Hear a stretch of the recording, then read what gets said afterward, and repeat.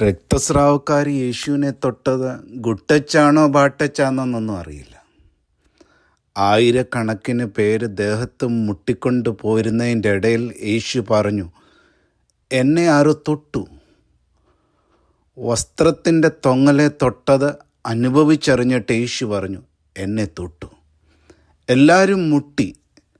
തൊട്ട ഒരാളിലേക്ക് ശക്തി പുറപ്പെട്ടത് യേശു ഉള്ളിൽ അറിഞ്ഞു. രക്തം ഒഴുകുന്നത് നിന്നത് അവളും അറിഞ്ഞു. രണ്ടുപേരും അറിഞ്ഞു. അതൊരൊന്നൊന്നര ടച്ചായിരുന്നു. Best touch. ഗുഡ് ടച്ചും ബാഡ് ടച്ചും ഒന്നുമല്ല, ബെസ്റ്റ് ടച്ച്.